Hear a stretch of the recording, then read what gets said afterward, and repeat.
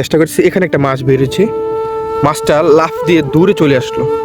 আজকে আমি আবার সেই শৈশবে ফিরে যাব। এই গর্ত থেকে ডঙ্কুর মাছ খুঁজে বার করব আর আপনাদেরকে দেখাবো এই মাছগুলো দেখতে কেমন। আগে যখন নদীর পাড় আসতাম তখন খুঁজতাম এসে এখানে গর্ত আছে কিনা। এখানে গর্ত খোঁজার কারণ হলো এই গর্তের মধ্যে মাছ থাকে। এই মাছটার নাম হলো ডঙ্কু মাছ বা কাদার মাছ। এটা সবসময় কাদার মধ্যে থাকে। তো দেখেন, এখন প্রায় সকাল 10:30। এখন সময়টা জোয়ারের না বাটার সময়। পানিগুলো বিল থেকে প্রায় নিচে চলে যায়, তাই এই কাদাগুলো বের হয়ে আসে। আর এখানে মাছ ধরতে অনেক সুবিধা। আমি প্রায় ভিজে গেছি, তবু আমার ভালো লাগতেছে। এখানে একটা গর্ত দেখতে পাইতেছি। অনেক আগে এই গর্ত থেকে মাছ ধরেছিলাম, ভুলে গেছি কিভাবে ধরতে হয়। তবু আমি চেষ্টা করছি। এখানে একটা মাছ বেরিয়েছে, মাছটা লাফ দিয়ে দূরে চলে আসলো। এটাকে আমি ধরার চেষ্টা করব। এই তো ধরেছি, সুন্দর একটা মাছ। এইমাত্র কাদা থেকে বের হয়ে আসলো ডঙ্কুর মাছ বা কাদা মাছ। অনেক আনন্দ অনুভব করতাম যখন মাছগুলো গর্তের মধ্যে হাত দিয়ে মাছ পেতাম। এই যে একটা মাছ, অসাধারণ।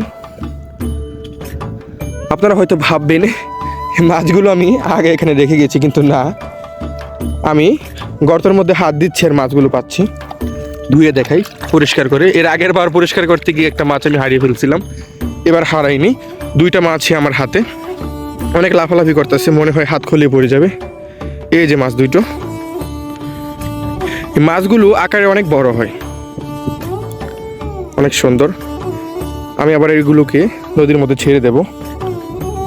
ভিডিওটা অনেক বড় হয়ে যাচ্ছে, যেহেতু আমি ভিডিও স্কিপ না করে সরাসরি মাছ ধরা দেখাচ্ছি, কিভাবে কাদার মাছগুলো ধরতে হয়।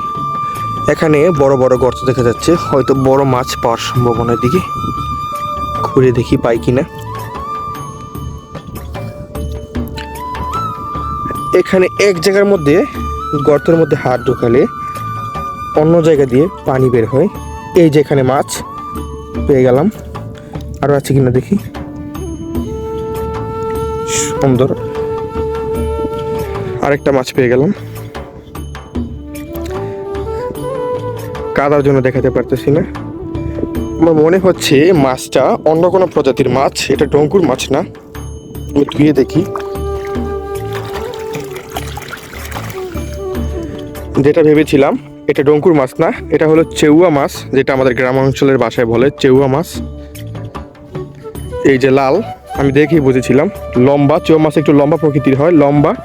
ডেঙ্কু মাছ থেকে অনেকটাই ভিন্ন। তো আজকে এ পর্যন্তই। অনেক কাদার মধ্যে হেঁটেছি, হয়তো আমার জ্বরও আসতে পারে।